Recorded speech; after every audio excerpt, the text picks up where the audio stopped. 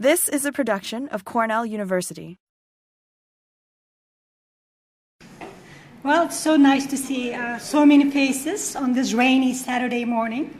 I'm Oya Rieger. I'm from Cornell University Library and also from the Department of Communication at Cornell. And it's a great pleasure to moderate this morning's session, which will focus on publishing crisis. How do we define or explain crisis in publishing? As yesterday's discussions pointed out, knowledge creation is a very complex, heterogeneous process. The system is composed of many agents or nodes. Some of these nodes, agents are human, like scholars, researchers, librarians, publishers, university administrators, politicians, and some are non-human. Print books, digital books, scholarly editions, copyright laws, tenure procedures. And crisis can be interpreted and addressed differently depending on the agents and the lens that we use in looking in crisis. Just a quick glance at literature reveals a great deal of interpretive flexibility in explaining crisis. I'll just give you 4 sample points of explanations for crisis. Humanities scholars are producing larger amounts of content to a delivery system that has diminishing economic sustainability. Here's one explanation. Crisis is partially due to the dominance of hard science, especially in means of competition for funding. This is a crisis of rationale and inability by humanists to articulate what they do in a way that makes clear its distinctiveness and value to the larger community. Crises are due to digital transformation and the challenges in tenure and publishing. And I can go on and on. I think I found at least 10 different ways. And I know that our goal today is just to give you different perspectives. So to this morning, we are bringing you 5 perspectives from human agents. Unfortunately, I couldn't get a book or anybody else that is considered a non-agent to tell us their perspective of crisis. We are experimenting with a format, and I hope it will work. We are going to have first discussions. We will have 2 half-an-hour presentations, a break, and then when we will come back, we will have back-to-back 3 10-minute presentations, and then we will open it for a discussion. And our purpose behind this format is that we want our roundtable discussion to be holistically address the dynamics of crisis with its causes, symptoms, remedies. So we are hoping that back-to-back presentations will give different perspectives of agents, and at the end we will have a discussion that can incorporate different perspectives. So we thank you for your patience as you're holding your questions, and please jot them down, your comments and questions. We will take a break for 15 minutes, but because we are starting late, we will take a break, but let's see how our conversation will flow. Well, it is so fitting to start our discussion this morning with 2 presentations from our colleagues from the Mellon Foundation. The long-standing commitment of the foundation in supporting a diverse range of initiatives to strengthen the humanities scholarship is so evident. Here's an example. This is demonstrated by a recent challenge grant to the arts and sciences at Cornell to help endow 3 new senior humanities professorships. The foundation also supports the development of new forms of scholar communication, modes to advance knowledge, as well as fostering sustainable forms of scholar communication in all stages of life cycle, from innovation in scholar communication modes all the way to preservation. And an example of this realm of the foundation's contribution can be demonstrated by funding, by an initiative at the library. We developed an open source software system to experiment with publishing, to be able to manage disseminating intellectual discoveries and writings of our scholars and researchers, which will be actually mentioned during the second part of our talk. And we are grateful for their support of this forum through the participation of our colleagues. So we will start with Joseph Meisel from the Andrew Mellon Foundation. And he joined the foundation in 1999 as program officer for higher education in the research universities and humanistic scholarship program. Joe received his PhD in history from Columbia University and held teaching positions at Columbia University and the City University of New York. He's a specialist in the political culture of modern Britain. His book, Public Speech and the Culture of Public Life in the Age of Gladstone, was published in 2001. And his works appeared in many journals, including History, Historical Research, and the 20th Century British History. In 2004, he was elected a Fellow of the Royal Historical Society. I would like to turn it over to Joe, University Press's Observed. Thank you.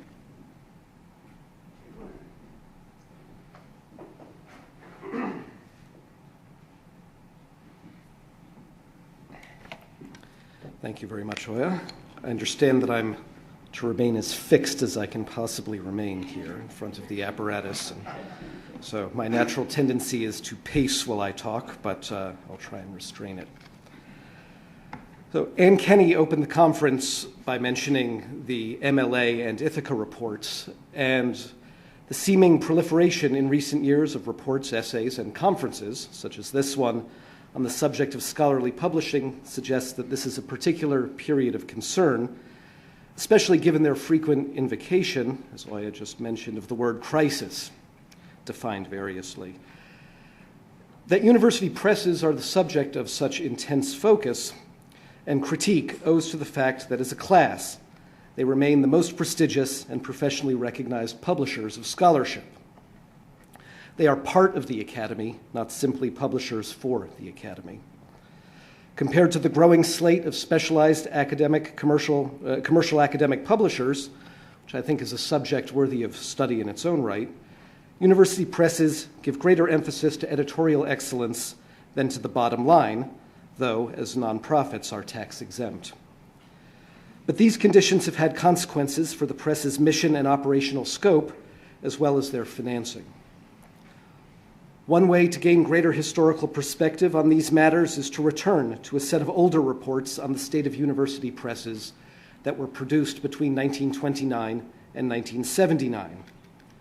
Recently, the sociologist Andrew Abbott has drawn on some of these reports, primarily for data with which to demonstrate the long-term stability of scholarly publishing's organization and publishing rates as part of his argument that the problems university presses face are symptoms of a broader crisis of scholarly decadence brought on by conditions of academic abundance. Yet taken together, these reports provide a much richer picture of how university presses have almost always grappled with questions of mission, challenging markets, financial limitations, and problematic relations with parent universities. Further, they reveal not a bilateral relationship between presses and the academy, but a quadrilateral one that also involves the publishing industry generally and also outside funding bodies. I will begin by briefly situating the reports in their historical context, then I will discuss two of their major themes: the ways in which university presses defined and refined their mission in response to changing circumstances, and the role that various kinds of financial support has played in their ability to carry out that mission. Many other themes are present. For example, journal publishing, press collaborations, relationships with university libraries, and the introduction of new technologies for the production and dissemination of works. But the interrelated questions of mission and financial support are particularly useful for gaining a richer historical perspective on what university presses do and how they have gone about doing it. At the end, I'll reflect on what these studies of university presses from the past suggest for present-day concerns. In retrospect, the timing of each report was highly significant. The first one, American Scholarly Publishing, written by the Chicago press director Donald Bean for the General Education Board, came at the end of the 1920s, which had seen a significant growth in higher education. In the wake of World War I, there was an intensified emphasis on specialized research, accompanied by professional imperatives to disseminate scholarly and scientific work, or, in the words of one of Bean's informants, the unreasonable demand made by college and university authorities for men to publish. Presses were part of the new apparatus of research universities. A small number had been set up in the late 19th century, followed by numerous others in the early decades of the 20th, being created at an average of around one per year. By the 1920s, there was also an embryonic trade association for university presses. So Bean's report, in a sense, is taking stock of a publishing sector that had just come into being. 20 years and another World War later, the next major report funded by the Rockefeller Foundation was Chester Kerr's Report on American University Presses. The study became a major benchmark, and Kerr, who later became press director at Yale, periodically provided brief updates in the ensuing decades.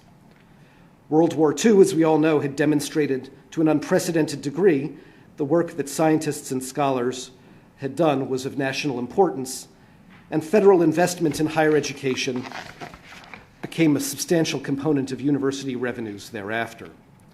Enrollment surged under the GI Bill, college and universities expanded, and doctorates conferred, and instructional staff both increased to meet these new demands.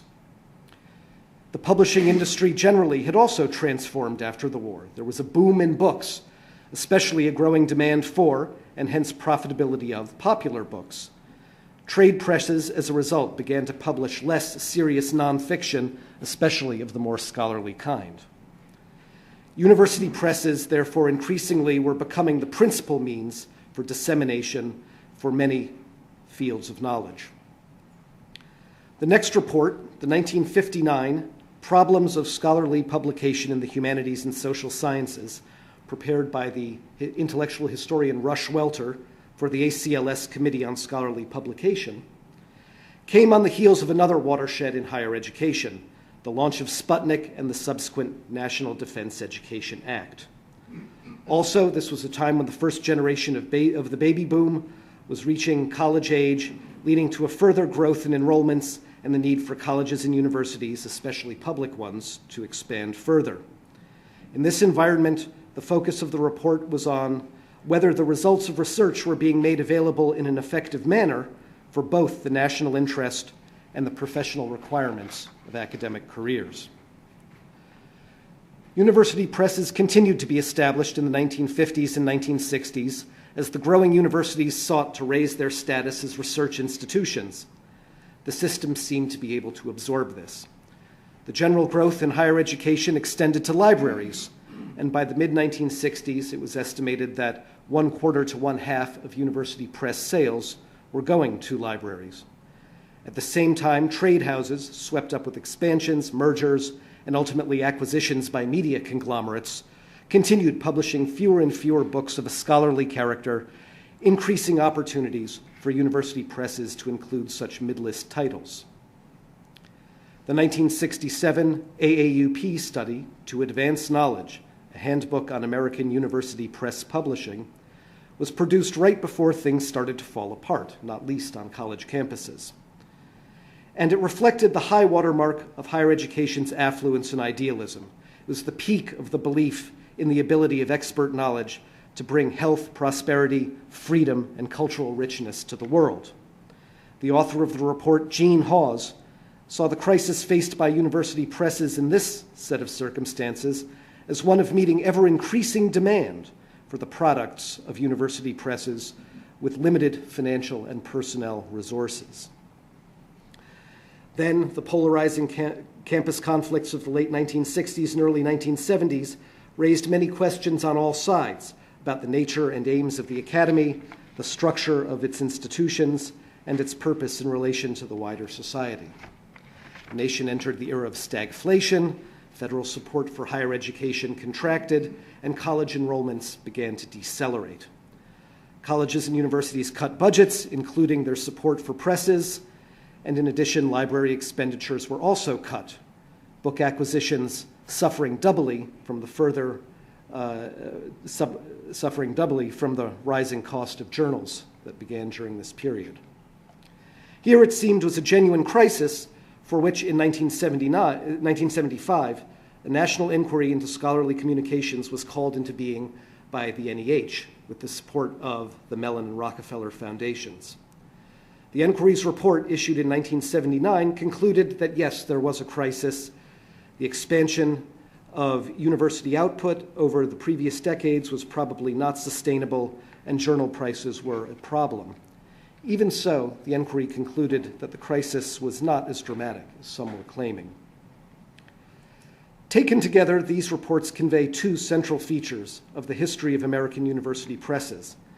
On the one hand, the almost quixotic peculiarity of what they have attempted to do amidst changing and constrained circumstances, and on the other, their remarkable record of durability, despite the fact that there was very little, including their establishment, that lay absolutely within their control.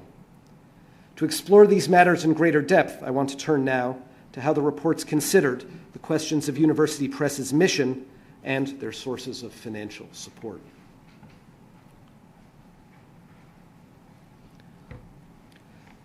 According to its historian, the University of California Press, founded in 1893, started out dedicated to an ideal of purity, under which publication was limited to scholarly monographs by authors connected with the university, and all commercial practices were shunned.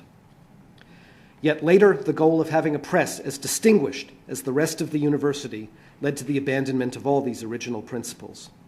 Similarly, other presses' missions evolved over time in response to their internal ambitions or limitations, developments at their universities, economic circumstances, and external forces. From the beginning, editors also persevered in the face of constant criticism from the scholarly community. Kerr, in his report, made an important distinction between publishing and the mere printing of scholarly works. Publishing involved, as he termed it, the application of editorial initiative, as well as the promotion of the resulting books. In addition, peer review became a significant part of what defined university press publishing. Then as now, manuscript review and high editorial investment were costly, laborious, and time-consuming processes, but understood to be an absolute requirement for publication to be deemed scholarly in the fullest sense. Presses saw their contribution to the academy as sorting out what current scholarship was of enduring worth. Thus, if faculty and PhD research represented the future of scholarship, and teaching was the synthesis and elucidation of scholarship that had stood the test of time, the press's function was to identify and disseminate the best scholarship of the present. If, according to the sociologist Walter Powell, university presses can be arrayed along a continuum from the general scholarly publisher to specialized monograph publisher, they could also be arrayed according to the balance between their service to their home campus and their dissemination of scholarship wholly independent of institutional affiliation. As these reports reveal, these two axes of mission, specialized general and local national, were interconnected. In particular, reports documented how the evolving mission of presses affected who got published. Presses de-emphasized publishing works by the faculty of their universities, and an increasing share of authors came from other U.S. institutions, foreign universities, and other organizations. Through the 1960s, the growing number of university presses offered more publishing options to scholars, and university presses placed greater emphasis on disinterested judgment and scholarly quality. Presses also began specializing in particular areas, so that their lists were increasingly built around scholarly fields rather than authors' institutional affiliations. Where earlier presses had been seen as making universities more attractive to top scholars, by the 1960s the logic was reversed. Now, the strength of a university's faculty was important for attracting top authors to its press. Presses emphasized works by senior scholars, especially those with broad appeal. As publishers, university presses naturally had to consider the market for their books. With the creation of university microfilms in 1938, university presses shed the last vestiges of responsibility for printing unrevised dissertations, once a requirement for the PhD. While younger scholars were hardly abandoned, the reports show that books based on doctoral dissertations were at a clear disadvantage. They were accepted at lower rates than other manuscripts, and acceptance was more frequently contingent on subsidies. The mission to communicate university-based research to a wider public took root early. famously articulated by Harvard's Dumas Malone in the late 1930s, who said his aim was to publish scholarship plus. Other terms that occur throughout these studies are parascholarly books and university trade books. By 1949, Kerr found that 1/3 of university press books carried trade discounts. To help compensate for these trends and serve the scholarly community in the core purposes of the advancement of scholarly fields, the 1959 ACLS report called for the creation of supported monograph series to publish worthy books with low sales potential, including works by younger scholars. In sum, this series of reports charts how the overall mission of university presses as publishers developed rapidly from the early close identification with their institutional parents to a wider definition of academic publishing's role in disseminating university-based scholarship. This was an adaptation to a host of changes in the complex environment in which university presses existed. The increasing number of scholars with increasing professional needs to publish, the fragmentation of markets that accompanied the increasing specialization of scholarship, the establishment of an external service organization for unrevised dissertations, the growing number of selective emphases of university presses, and the opportunities created by what commercial publishers left behind. As the mission of university presses evolved in response to these myriad factors, so did their relationship with external sources of financial support, another set of forces largely beyond presses' control, but with powerful influence on their behavior.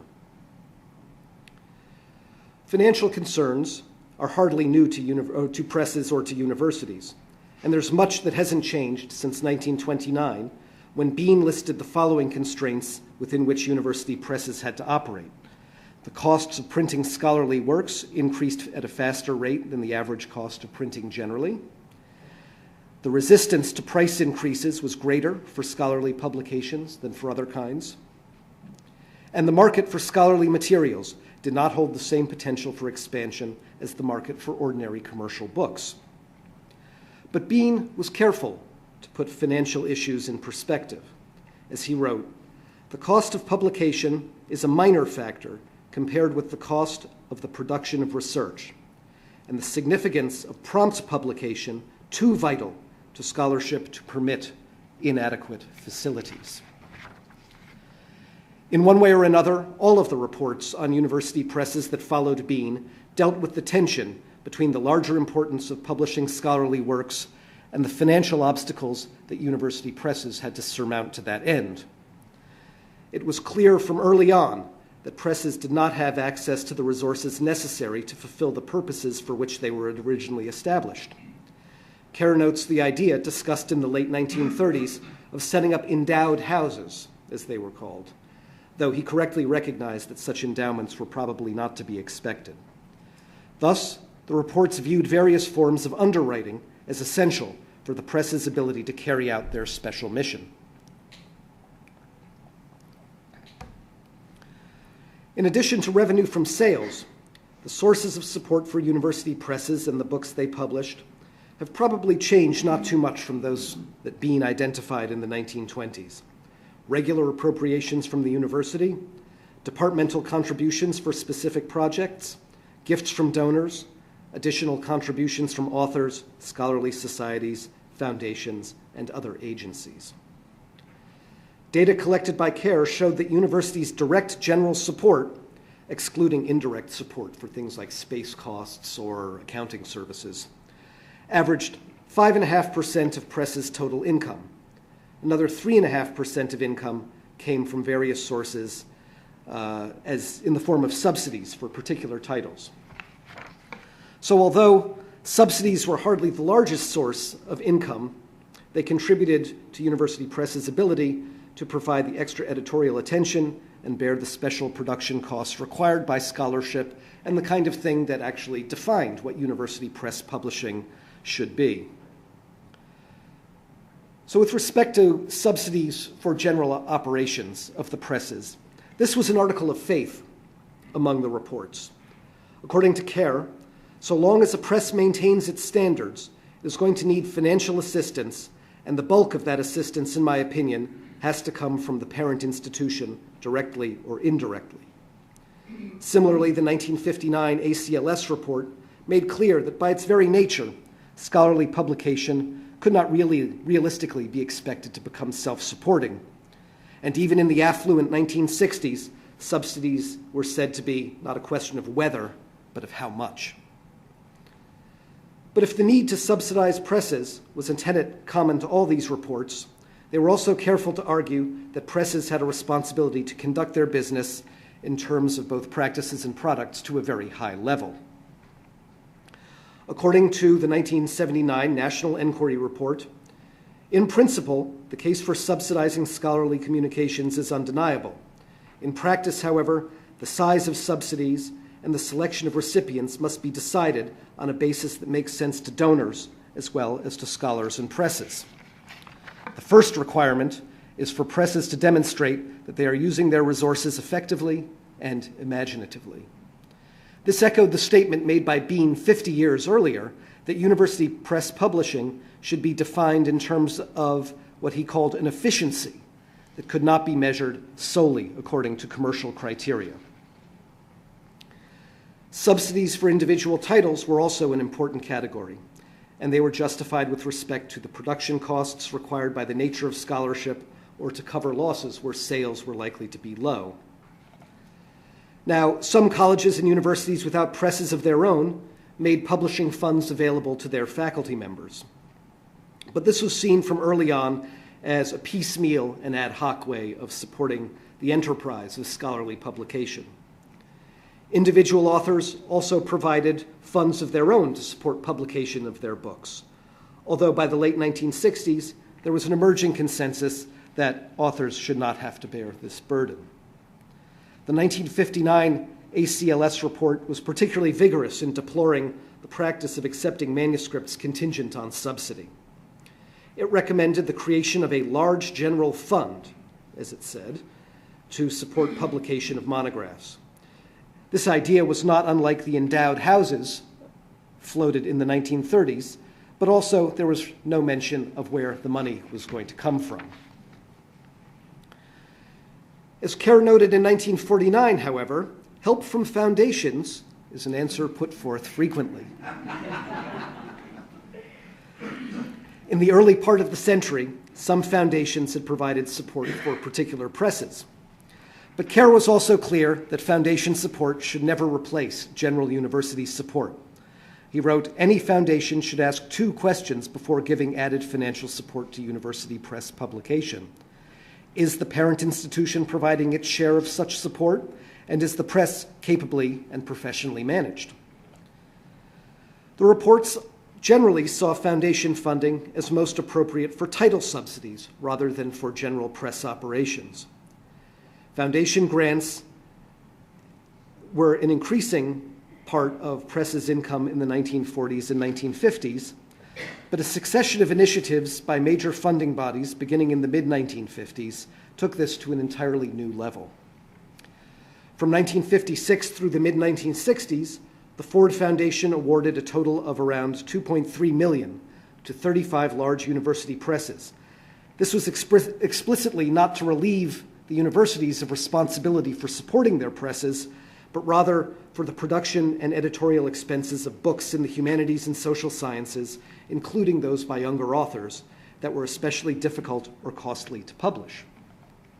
Additionally, other awards were made in this period by Ford to the University of Toronto Press, the Huntington Library Publication Division, and 11 smaller presses. The presses, being by nature accustomed to doing more with less, were able to stretch this foundation support to assist many more books than had been initially planned. The initiative also helped presses wean themselves finally from author-provided subsidies, but also reinforced the shift away from home campus authors. Under the rules of the grant program, presses could use no more than half the grant funds for books by local faculty. Between 1972 and 1982, the Mellon Foundation awarded more than $5.8 million to 24 university presses and to the ACLS as a regranting agent for smaller presses. This was mainly for title subsidies in the humanities, with preference for first or second books. There were some funds as part of this initiative for technological improvements, but the overall effect of the initiative was to sustain monograph publishing during a period of financial turmoil.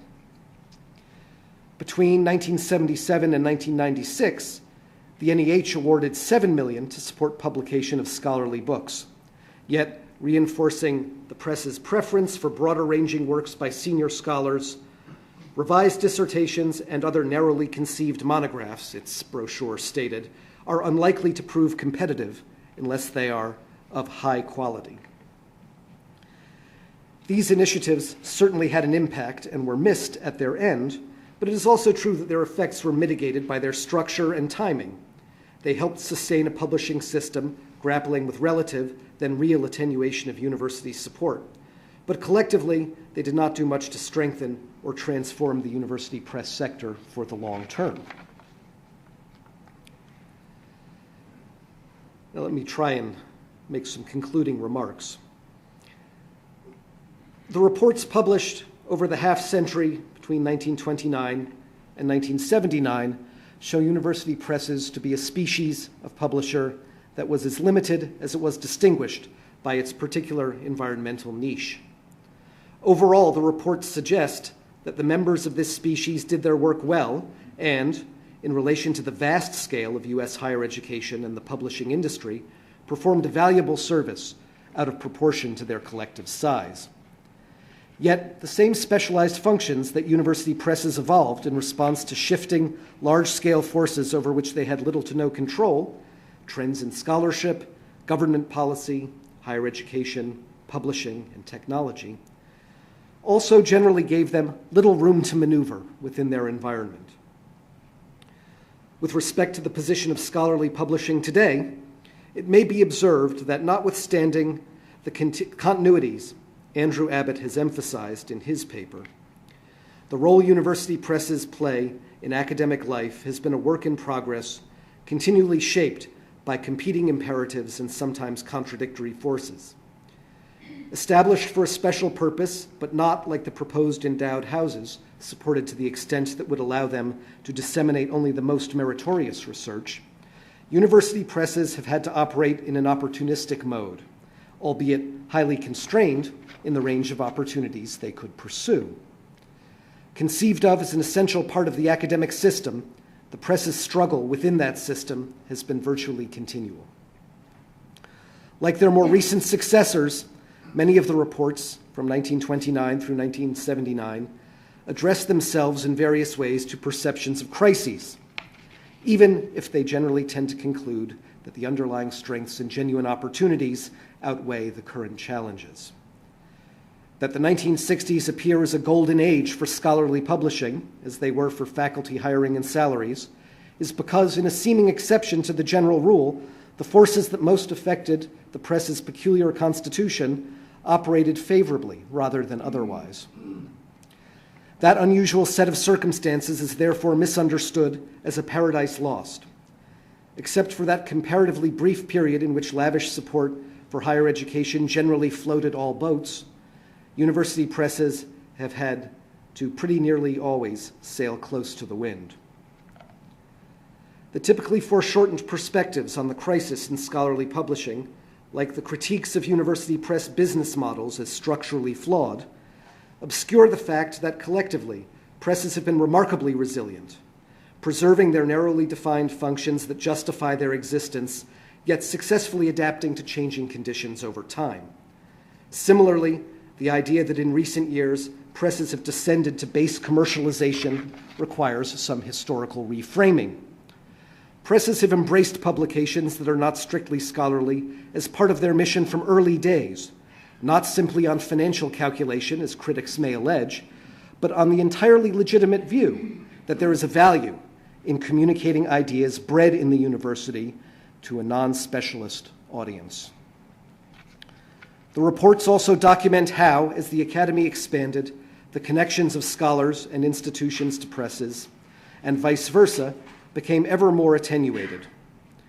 The creation of new presses occurred in an increasingly national, rather than campus-based publication system. Abbott views such distancing as a sign of robust growth, but it has also come at a cost. The first American university presses were created with the idea that they were a necessary part of the apparatus of the new research university. Today, they seem to be viewed as fitting awkwardly within the university structure. Why should this be so? Universities now include a wide array of activities and units with distinctive missions that correspond, in fact, to various aspects of what presses do. There are heavily subsidized museums and performing arts centers. There are incubator laboratories, technology startups, and the associated patent and licensing offices. There are the income-producing, if sometimes expensive, efforts to communicate the work of the university more broadly through lifelong learning and public outreach programs. And there are good neighbor projects that benefit the university's surrounding communities and regions.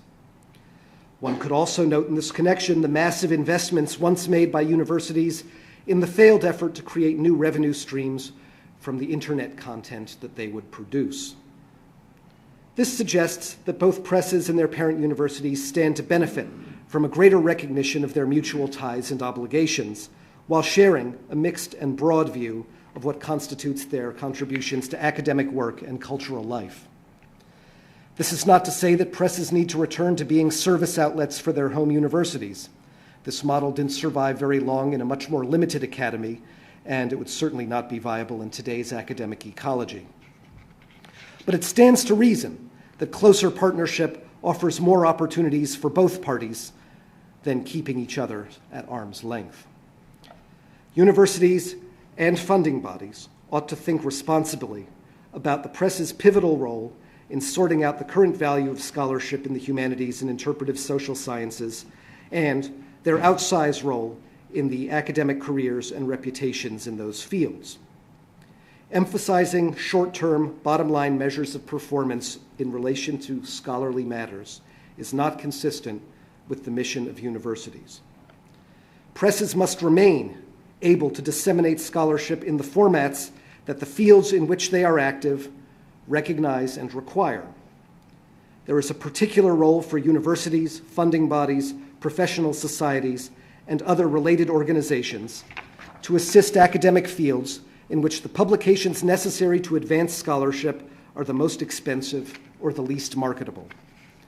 Accordingly, whether or not the idea of a particular crisis unique to this period is tenable, and it does not seem to be, the interests of the research university community and the external sponsors of scholarship are best served when the work presses must do to survive does not migrate too far beyond the needs of the academy. Most importantly, this includes sustaining the ability of presses to create distinguished lists in important scholarly subjects for which sales revenues are likely to be small, with proper attention to the work of younger scholars. Further, for university presses to remain a distinctive category of publisher, they must also be able to maintain and deepen the costly and labor-intensive attention to editorial and production quality that real scholarly publication demands and that has historically distinguished university press books. These are only some of the reflections made possible by examining historical reports on university presses. As Donald Bean wrote in 1929, "The publishing needs of modern scholarship will not be solved unless scholars inform themselves of the economics underlying scholarly publication, the publishing facilities which in the long run will most adequately serve the needs of institutions and scholars, and the factors in the choice of publishers which will most adequately represent the individual scholar's interests and his contribution towards such cooperation." That effort is ongoing.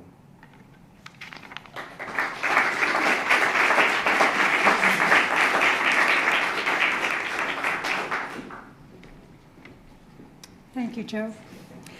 Now I would like to introduce Don Waters from the Mellon Foundation. Don is the Program Officer for Scholar Communications. Before joining the foundation in 1999, he served as the first director of the Digital Library Federation, as well as holding a variety of positions at Yale University, including actually Associate University Librarian position. Don received his PhD in anthropology from Yale University. He has edited a collection of African American folklore from the Hampton Institute in a volume entitled Strange Ways and Sweet Dreams. He also authored numerous articles and presentations on libraries, digital preservation, and scholarly communication. He's a fellow of the American Association for the Advancement of Science. And my librarian side would like to note that Don has been instrumental in ushering a stage of experimentation in libraries with digital technologies for dissemination, especially broadening access to knowledge. And not only that, he was pioneer in these early initiatives with digitization, but he also helped us to remember that after we digitize, we need to preserve them for future generations. Thanks very much. Good morning. In the movie Shakespeare in Love, there's a rousing scene in which rehearsals are just beginning for the play that Will is struggling to draft. The working title is Romeo and Ethel, the Pirate's Daughter. Eventually, the romance between Will and Viola de Lesseps catches fire and inspires Will to finish the play under the new and much improved title of Romeo and Juliet. However, in this particular scene, the theater owner, Philip Henslow, is worried about the thinness of the script, and the financier, Hugh Fenneman, to whom Henslow is massively indebted, is pressing hard to see a product. Will tries to mask the panic induced by his writer's block and complains that there are not enough actors to perform the play he wants to write. In bursts Ned Allen with his troupe of actors, the Admiral's Men. Allen makes a long speech trumpeting his performance credentials, during which Fenneman interrupts. "One moment, sir." Allen shouts him down. "Who are you?" Fenneman responds, I'm the money." Unimpressed, confident that the theater is primarily for actors and the audience, not for the money man and the administrators, Allen retorts, "Then you may remain, so long as you remain silent." As a representative of the Mellon Foundation, the money, or at least some of it, in our collective business, I'm acutely aware of our primary obligation to stay silent and listen carefully to you and other members of the higher education community that we serve. And I note in passing that one of the minor storylines in Shakespeare in Love is how Fenneman, the money man, learns this lesson. In the opening scene of the movie, Fenneman is putting Henslow's feet to the fire, literally, torturing him by holding his feet over burning coals to pay off his debts. By the end, Fenneman is an engaged partner, supporting the theater and defending artistic integrity, and the scene I have quoted is a turning point in his learning. So in the spirit of engaged partnership, I welcome the opportunity to be here today. In 1983, with the publication of the Critique of Modern Textual Criticism, Jerry McGann, then at Caltech, dropped a bombshell on the world of textual criticism and scholarly editing.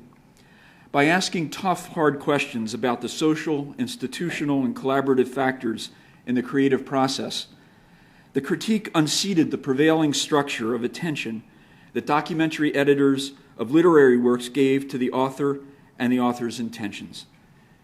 In the aftermath of his critique, a variety of paths opened.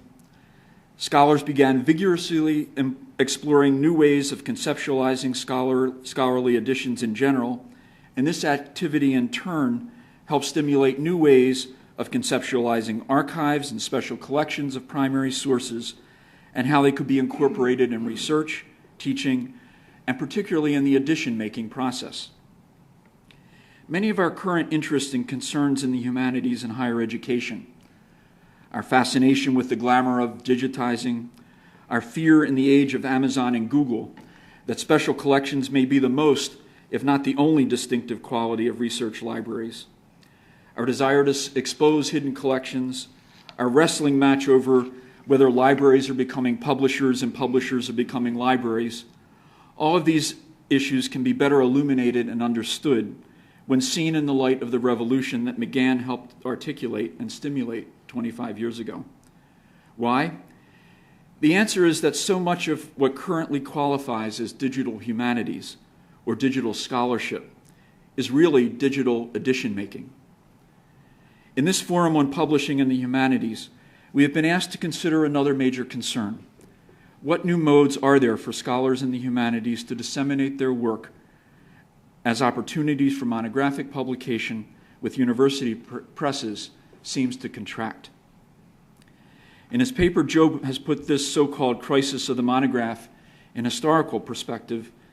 In my remarks, I want to focus your attention on the scholarly continuum between archives and special collections and scholarly editions. Based on the experience of my colleagues and I have gained at the Foundation in our program of scholarly communications, I would suggest that it is in this continuum that we can most productively look for new kinds of publishing opportunities, and I want to preface my suggestions by revisiting the McGann bombshell. In 1983, under prevailing Anglo-American theory of textual criticism, a scholarly editor was supposed to use manuscripts and published witnesses of a work to produce a critical edition that reflected the author's original intentions. Editors could alter a copy text in an edition if a case could be made that the modification was consistent with the intentions of the author. With similar justification, they could also merge text from different sources to produce a so-called clear copy edition for pedagogical purposes. These practices and the theory underlying them arose in part in opposition to what was thought to be the undue constraints of German-Dutch theory, which held that a scholarly editor was simply supposed to document a text and its variations, not correct them. Against both of these prevailing theories, McGann's critique held that texts are neither sacrosanct in and of themselves, nor are they fully controlled by the author and therefore able reliably to reflect authorial intention. Instead, texts are socially constructed. They are produced under the influence of a multiplicity of factors in the author's environment, including the interaction with editors, copy editors, printers, publishers, and especially, in the case of multiply published versions, the audience. As a result, McGann argued, critical editions need not and cannot adhere simply and slavishly to a single prevailing theory. Critical editors must respect the documentary evidence of the text and account for the author's intentions, but they must also be able to appeal to a broad theoretical apparatus in order to deal pragmatically with specific problems they have identified with particular readings, given the inherent complexities of the text and their structure, and the history of the text, its readership, and its interpretation. Like any other scholarly product, critical editions are works of informed judgment and argument. And even as editors work out and resolve particular problems, the new editions they create are themselves contingent works that become part of the intellectual and textual history. By recognizing and articulating this social construction theory of the critical edition and convincingly arguing against practices that were constraining intellectually, McGann opened new issues for study and experimentation, and thereby breathed new life into edition making and the field of literary studies. McGann himself began to organize and undertake some of these new experiments, and much of his subsequent published scholarship could be said to represent a series of reports from the field of his successes and failures. The power of his critique also extended across a range of disciplines, and the influence of his ideas can be seen in other forms of textual editing, such as historical documentary editions, and with the audiovisual turn in scholarship, increasingly in the scholarly treatments of audio, visual, and multimedia evidence as well. In what follows, I use scholarly editions and edition making to refer broadly to all of these activities. It is not entirely coincidental for the success of McGann's argument that rapid developments in computer technology offered new ways of representing textual, audio, and visual evidence, all in relation to each other in a single digital medium. With the emergence of hypertext, markup languages, and HyperCard in the late 1980s, came examples of new kinds of digital publication on CD-ROM. Led by the brilliant innovator and information designer Bob Stein, his collaborators produced new, highly popular editions of Beethoven's Ninth Symphony, Stravinsky's The Rite of Spring, Shakespeare's Macbeth, and an interactive social history called Who Built America. At the University of Virginia in 1992, McGann joined Ed Ayers, a rising young historian, to create the founding projects at IATH, the Institute for Advanced Technology and the Humanities. McGann developed an online edition of the art and writing of Dante Gabriel Rossetti, while Ayers mounted an online multimedia archive of data sets, newspaper articles, correspondence, and other evidence from the so-called Valley of the Shadows. When the hypertext markup language, HTML, and the web emerged on the internet, McGann and Ayers moved their projects quickly to the new medium, and there followed elsewhere numerous sophisticated experiments in online edition making in a variety of fields, including the Beowulf and Boethius projects, editions of Chaucer, Piers Plowman, and Shakespeare, the Women Writers Project, the Dolly Madison and Walt Whitman editions, to mention just a few.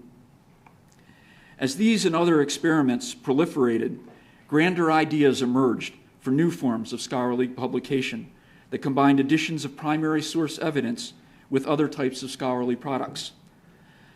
Bob Darnton famously articulated his pyramid theory of the electronic book, in which the base of the book would consist of an edition of primary sources. In the middle, there would be bibliographic and historiographic essays covering the relevant primary and secondary sources. Culminating the work and represented at the peak would be scholarly narratives of a monographic form on particular topics. Ed Ayers and Will Thomas attempted to implement the Darnton model in a well-known experimental article linked to the Valley of the Shadows database, published in the American Historical Review and entitled The Differences Slavery Made, a Close Analysis of Two American Communities. The Gutenberg E and History E ebook projects were two Mellon-funded attempts to experiment further with Darnton's ideas.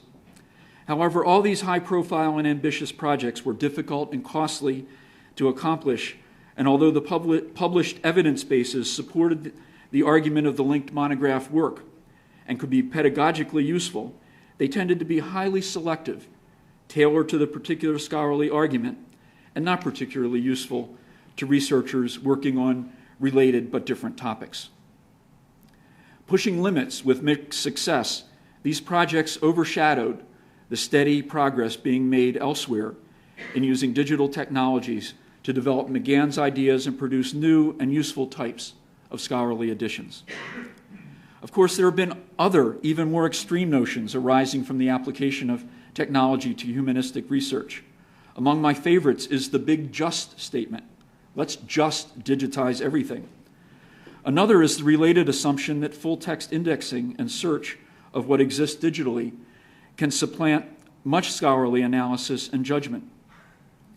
These two notions combined in a particularly disturbing way earlier this year when Congress subjected scholarly edition making to public scrutiny and asked why, given the current capacity to digitize and index, the Founding Fathers' papers were taking so long to complete, and why the volumes that have been completed have not been made freely accessible on the web to the public.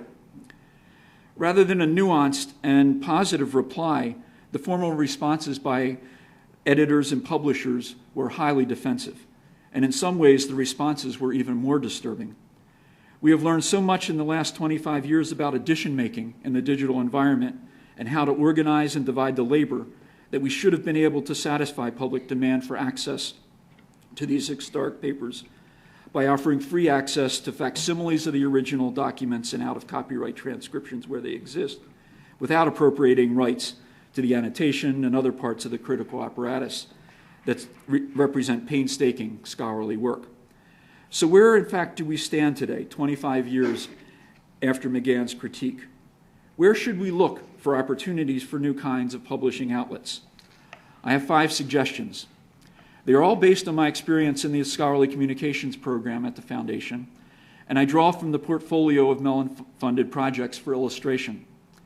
Many of you will surely recognize that this is a somewhat limited perspective, and I welcome your help in expanding the perspective later during the roundtable. My first suggestion: let's resist the temptation to frame solutions in terms of digital scholarship or digital humanities. It is sometimes useful to raise these flags in order to signal one's allegiance to a particular cause. But in general, these concepts are too vague and operate in common discourse at such a high level of generality that they tend to obscure rather than illuminate specific breakthroughs and opportunities. Digital technology is an important factor in identifying new publishing opportunities, but the leading questions are not primarily technical in nature. Instead, they are rather more conventional and mundane. What are the most significant and demanding research questions that need to be addressed? What are the relevant bodies of evidence, and how do they need to be arranged and qualified to address these questions? Will arranging the evidence in digital form generate answers and approaches that are not possible in any other way? Do these digital approaches lend themselves to peer review and other formal means of recognizing quality and allocating credit to high-quality work? The answers to these questions tend to be found not in the abstract, but on the ground in specific fields of study and in academic institutions where the allocation of credit issue emerges as perhaps the most important issue, especially at the departmental level where scholars live and breathe and draw their salary. Moreover, the readiness of fields to tackle these tough, on-the-ground questions is highly uneven. And in our experience at Mellon, the leading fields in the humanities are a subset of the total that includes art and architectural history, classics, archaeology, medieval studies, and some subfields of literary studies and history. But once compelling research priorities are clarified and set, the next essential step is to arrange the evidence so it can be usefully exploited in pursuit of answers. The interaction among librarians and archivists, scholars, and publishers is crucial in this step and typically results in edition-making of various kinds. And so my second suggestion is to pay special attention to the new forms of the scholarly edition that the digital environment makes possible. There are several types of scholarly editions for which the digital environment offers particularly rich opportunities. The Variorum edition, the multimedia edition, the edition as archive, and the edition of editions. Allow me to define and illustrate each of these types in turn.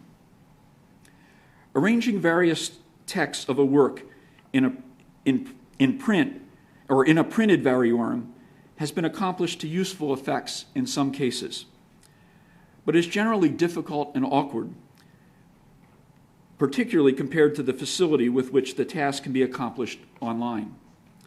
Examples of Mellon-supported online variorum editions include the Roman de la Rose project at Johns Hopkins. This famous medieval work is represented in hundreds of different variants, and the project is creating an online edition of over 100 witnesses of the text. Another example is the Chopin project at the Royal Holloway in London, which is arranging online variant scores of Frédéric Chopin, who famously and deliberately registered slightly different versions of his works, each as first editions, in Britain, France, and Germany, to preserve his copyrights in those countries. In the category of multimedia editions, the Ethnomusicological Video for Instruction and Analysis Digital Archive, or EVIATA, at Indiana University is creating a cluster of editions of video field recordings. Ethnomusicologists submit proposals to participate in a summer workshop in which they would digitize, edit, and critically annotate their recordings. So that scholars receive proper credit for this work, proposals are selected in a peer review process, and the final edition that each scholar produces is also peer-reviewed for quality and potential scholarly impact. Also, the Society of Architectural Historians is, in collaboration with ArtStore, setting up an architectural visual resource network through which scholars can make peer-reviewed submissions of images of key architectural monuments to create collectively a comprehensive database of monuments. The database is expected to give scholars an opportunity to create, and for SAH to publish, various editions of special kinds of architectural forms. For example, rather than treat Frank Lloyd Wright's Fallingwater House as unique and exceptional, a scholar would be able to draw on evidence elsewhere in the database to place Fallingwater in a larger economic, political, legal, and cultural context as a type of country retreat home built during the Great Depression. There are many examples in the category of edition as archive. Again, in the field of medieval studies, Professor James Ginther at St. Louis University is building on the major effort at Corpus Christi College and Cambridge University to digitize all of the distinguished Parker Library of Anglo-Saxon manuscripts. One of the texts, the Norman Anonymous manuscript, has been previously produced in 2 scholarly editions, both of which are regarded in the field as severely flawed. Professor Ginther is now preparing a new edition that will link to the new online facsimile of the original text and include both previous editions so that readers can trace the history of the text and compare editorial approaches against the original. The Stalin Archive, prepared by the Yale University Press, is another notable example of the edition as archive. The press is working with Russian archivists to digitize Stalin's papers. It plans to distribute the papers in an online database and then to commission several scholarly editions, as well as monographic studies that document and explore particular themes, all of which would be available together in a cross-searchable online database. In the category of edition of editions, the best example is the Electronic Enlightenment Project. Organized by the Voltaire Foundation at Oxford University, now based at the Bodleian Library and distributed by the Oxford University Press, the Electronic Enlightenment Project has developed a fully searchable online scholarly database of the correspondence among 18th century writers such as Voltaire, Rousseau, Descartes, and Adam Smith.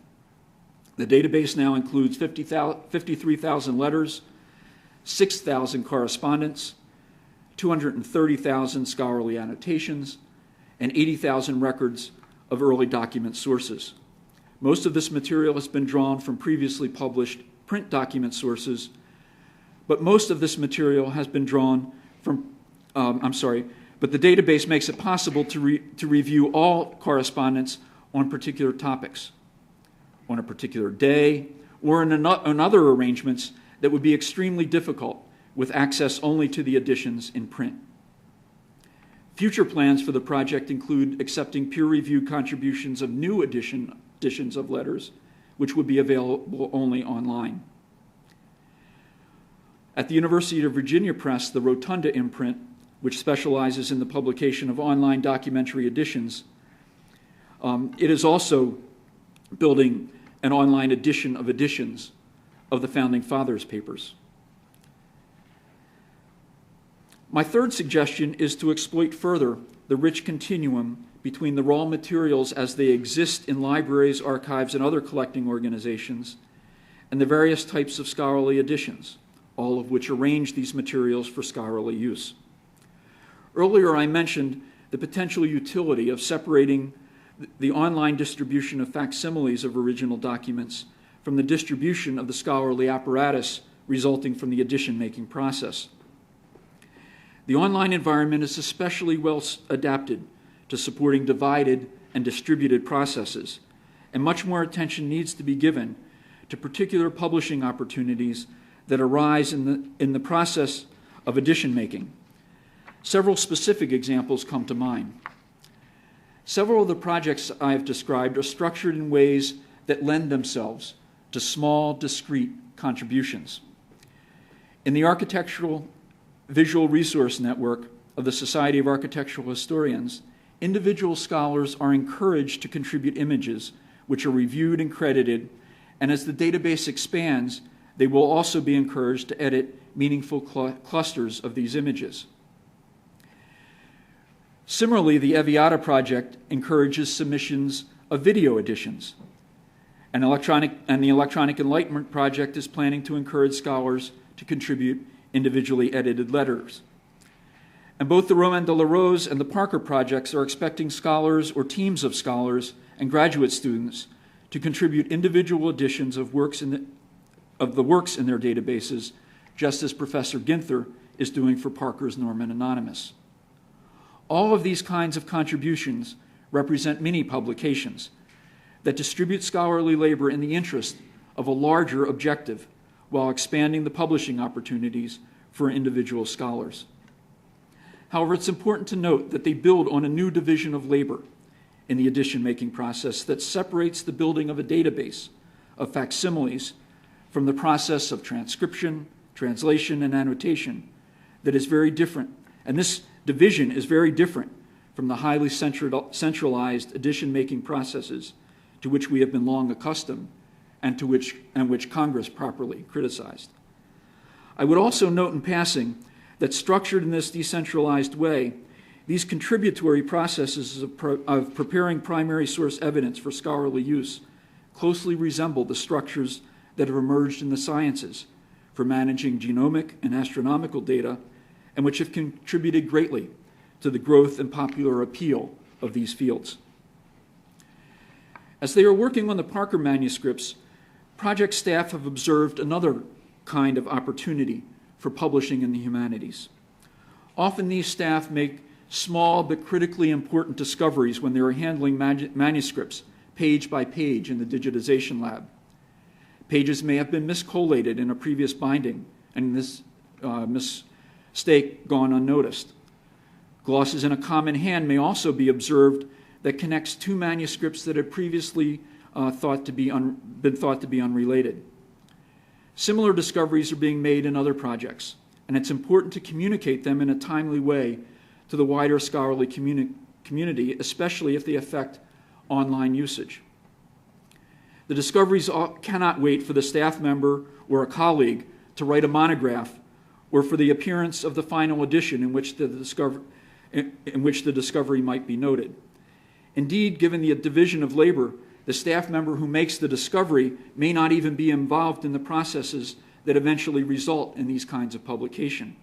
So instead, a notes and queries form of publication is increasingly needed in the humanities, similar to the research report sections of Science and Nature, so that it's possible to record and quickly disseminate small discoveries as they occur. Yet another opportunity for scholarly publication in the edition-making arena is for products that complement and enhance the editions.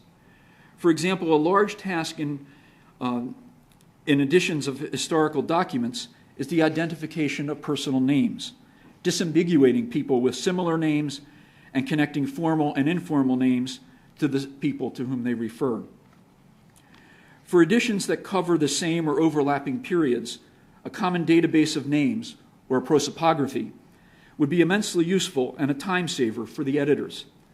With Mellon funding, Rotunda is now developing a prototype for such a prosopography covering the founding era. Similar work would be useful for the Enlightenment, Anglo-Saxon England, the Civil Rights era in the US, and other periods where substantial edition making is underway or planned. My fourth suggestion is that it's a myth that there's no innovation in scholarly publication, particularly by university presses and scholarly societies. I do not mean to suggest that all presses and societies are innovative, but the examples I've already provided clearly illustrate some intense entrepreneurial activity by some society publishers and university presses that have big stakes in what have become digitally intensive fields, and they are making substantial investments in the creation of various types of digitally intensive scholarly editions.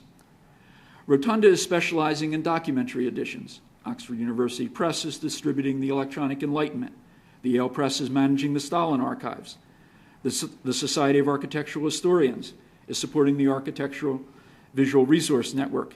In other developments, the University of North Carolina Press is developing editions and related materials on the Civil Rights era at UNC, where there's a large archive of documentary materials related to the South.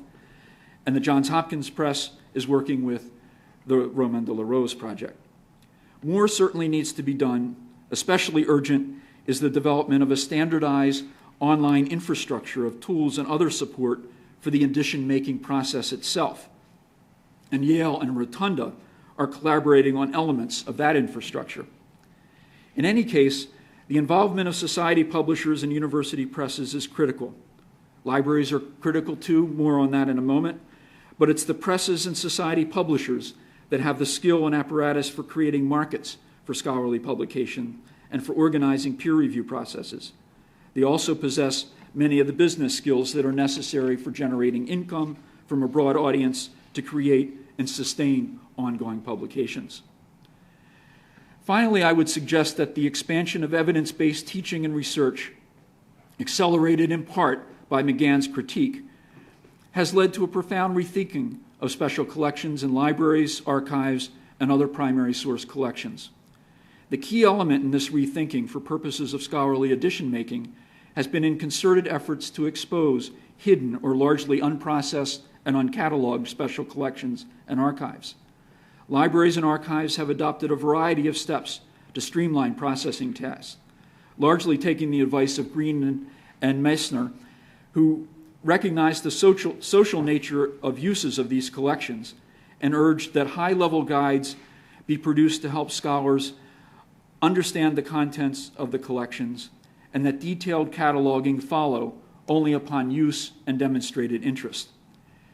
In addition, many libraries and archives have begun to accept contributed cataloging from graduate students and others. The Chicago, Columbia, UCLA, Johns Hopkins, and Huntington libraries, among others, now have formal programs to train graduate student researchers in the cataloging process and to incorporate their academic knowledge of relevant fields in the cataloging itself. But another form of contribution is perhaps even more notable in the context of this discussion of edition making and publishing opportunities. 2 years ago, Mellon began funding a collaboration among libraries that hold the papers of Dr. Martin Luther King and the editorial project based at Stanford, which is responsible for producing the documentary edition of the King papers. The basis of the collaboration is that the editor needs the major holding libraries to fully catalog their holdings so that the edition can properly reference the originals for readers who may want to consult those originals for further study. On the other side, because the Papers Project has made copies of and catalog documents from so many different sources, the libraries could benefit from access to information about provenance and authorship that the editors have produced in preparing the edition. The exchange of information is now underway, and one of many lessons learned from the interaction is worth recording. Libraries, of course, are noted for their collections, the bringing together of related materials from a variety of sources. But editorial projects like the King Papers Project are even more concentrated in their collecting activities because they must reach across even libraries to extract unique documents by or about a particular person or subject, and this experience runs against the grain of the current thinking in libraries about their special collections. From the perspective of the documentary editor, what is relevant is not how special collections make libraries distinctive, but how libraries need to make these collections connect more effectively to one another than they do now. In these remarks, I have highlighted one area of scholarly activity and the publishing activities and possibilities that are developing in that area.